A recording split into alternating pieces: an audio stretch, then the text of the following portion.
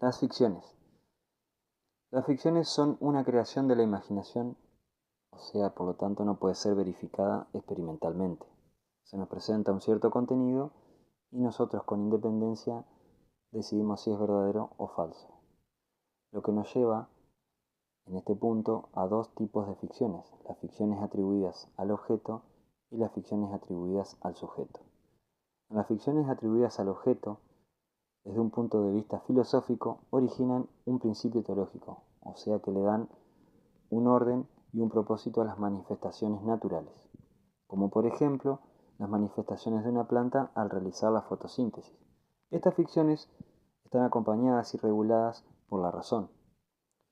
El concepto de esta razón son ideas simples con ficciones heurísticas de descubrimiento. Desde el punto de vista de las ciencias, estas ficciones explican un comportamiento observable en las cosas, como por ejemplo la formación de una perla que a través de un grano de arena ubicado en cierta parte de la ostra genera con el tiempo una perla. Estos dos ejemplos de ficción atribuidas al objeto son artefactos intelectuales, lo que quiere decir que son abandonados cuando se descubre o se inventa una explicación más acertada sobre ellos. En las ficciones atribuidas al sujeto, o también llamadas transicionales, conciernen los juegos, la estética y el arte. Crean un sentimiento de superposición entre realidades, o sea, la realidad y una realidad virtual. Al contrario de las ficciones anteriores, estas no quieren explicar nada, sino que lo que quieren lograr es una ilusión, es una transformación en la personalidad de la persona que lo experimenta. Como dice Winnicott, es un proceso evolutivo que se lo puede comparar con el de un niño en sus primeros años. Este proceso evolutivo es comparado con los artistas en su proceso creativo, en su vida adulta. Tomando este caso del ejemplo de Winnicott, los artistas viven un proceso gradual. Toman a sus obras como si es una presencia independiente que los guía en sus actos. Durante todo este proceso, los creadores se apropian de teorías filosóficas, científicas, para darle fuerza y coherencia a los proyectos, utilizando todos los recursos posibles para llevar a cabo lo que se propone. La identificación creativa. La mímesis de Platón y de Aristóteles revelaron una dinámica de la identificación, experimentada tanto en la creación del artista como en la recepción del público. La inmersión mimética es parte de un proceso donde el reconocimiento de similitudes, la imitación y tal vez la intención de hacer creer pueden haber jugado un rol preparatorio para la inmersión. La inmersión mimética funciona creando la ilusión de unidad entre el personaje, la situación o el modelo por un lado y el artista o el público por el otro. No es estable, sino discontinua, en todo momento se puede retomar. Los artistas experimentan una ficción contraria al analizar la mímesis. Aquí habría la ficción de una personalidad que se divide en dos, el artista y su obra. El proceso creativo es discontinuo. Anton Ehrenswein dice que los creadores constan de dos funciones diferentes para realizar su labor. La primera es una visión sincrética susceptible de escanear los elementos de la obra en función de su totalidad, sin establecer elementos jerárquicos entre dichos elementos. La atención del artista no está focalizada, sino que es difusa. La segunda es una visión analítica, necesaria para introducir el orden en ese estado de cosas. Ahora el creador postula principios, establece reglas y límites, contenidos y formas. La atención característica de este nivel es precisa, aguda y focalizada. Cuando los creadores experimentan con los materiales, juegan con sus posibilidades combinatorias libremente. Durante la fase analítica representan dificultades en reconocer lo que ya han desarrollado en el nivel sincrético e indiferenciado. La visión sincrética es la que da el punto de partida a la obra naciente. La visión analítica, que a su vez puede suceder un nuevo momento de sincretismo y así sucesivamente, se crea una dinámica producida por estas fuerzas en conflictos. Es así como la obra se va forjando. La consecuencia de la dialéctica enunciada entre la visión sincrética y la analítica es la creación de un lenguaje propio. La interacción de las visiones explica por qué la obra de arte es holística, el por qué ella es más que la suma de sus elementos separados que no cobran sentido, sino integrando una totalidad. La estética de obras. Dentro de la estética de obras se encuentra un artista visual que se llama José Antonio Enesway. Él hace referencia a dos tipos de visiones. Una se llama sincrética y la otra se llama analítica. Las visiones sincréticas son características abstractas pero real. Distingue las obras más representativas del arte contemporáneo. Y las visiones analíticas puede ser un análisis de una obra de arte, una composición plástica de una obra, una etapa o movimiento. Dentro de esta estética de obras encontramos a los filósofos de los siglos XVIII, XIX y XX. Uno de ellos es Kant, y así hincapié en el juicio estético de la belleza. Dice que la belleza es estética y desinteresada, que este juicio se refiere a lo que son los sentimientos del sujeto y no a los conceptos, como también habla de lo que es lo sublime, que dice que es algo grande, sencillo, como por ejemplo el espíritu, la naturaleza. Momento de la historia del arte. Hegel aborda la evolución del arte a partir de tres momentos. Para llegar al primer momento, Hegel utiliza el criterio de la adecuación aplicado a la forma y el contenido, identificando un primer periodo de conflicto y de sublimidad, la cual lo llamó arte simbólico. Dentro del arte simbólico, hay un conflicto entre la forma y el contenido en donde la forma no puede explicar completamente el significado de arte. Es decir, que todo arte simbólico puede ser considerado como un conflicto permanente de adecuación entre la significación y la figura.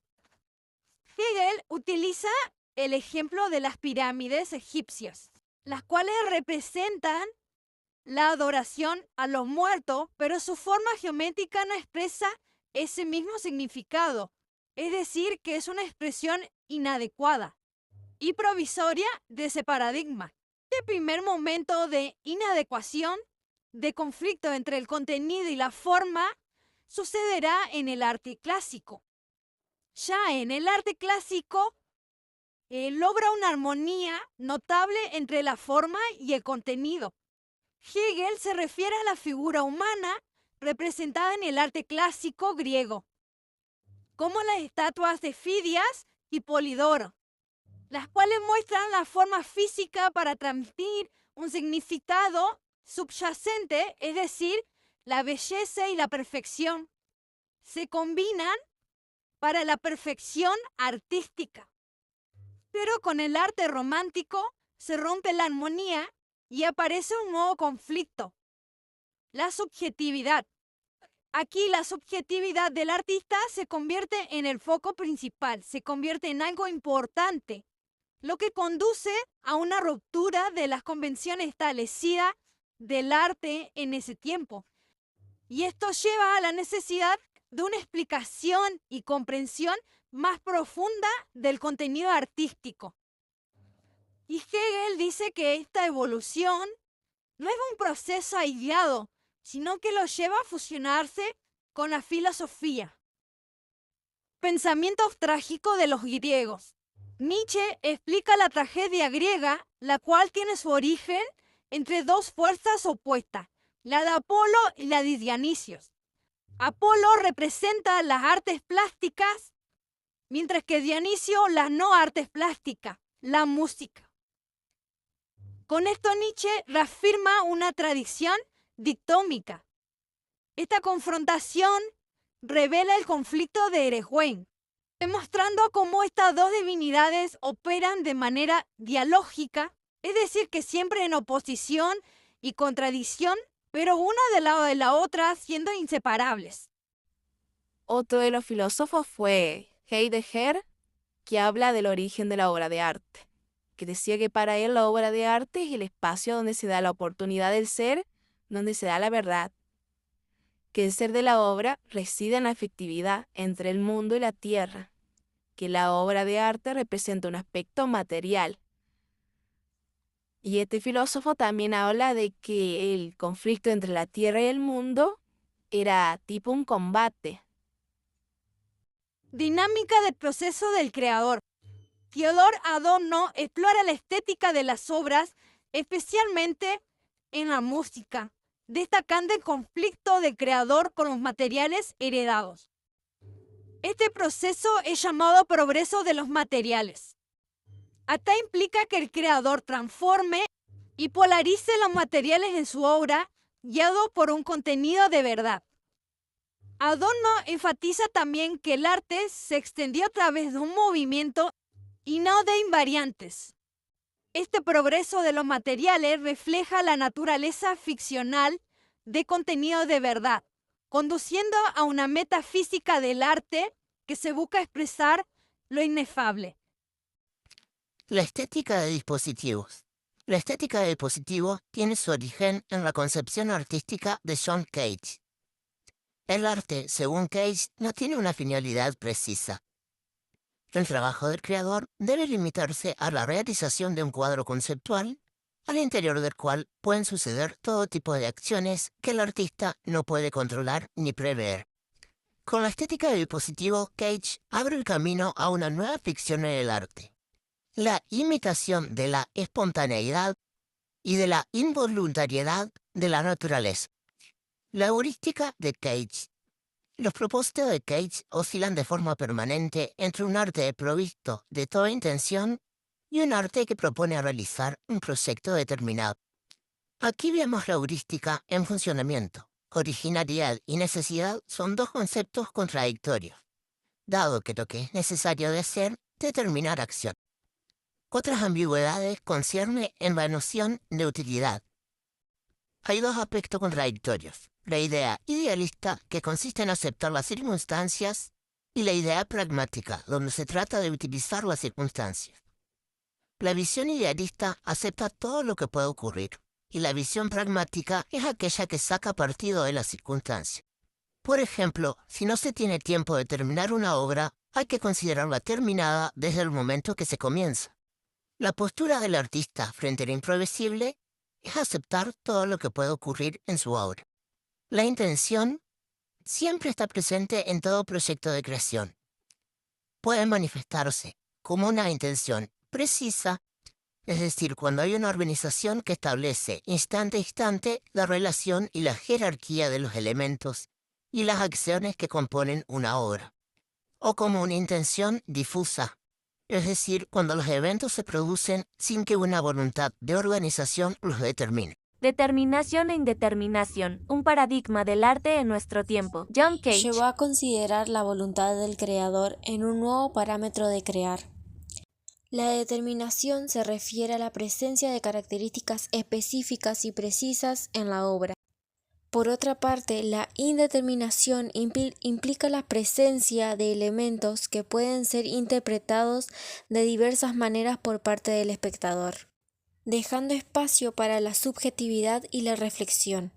Esta dualidad puede ser utilizada por artistas para crear obras que desafíen las percepciones convencionales, que generan distintas respuestas y significados en quienes las observan.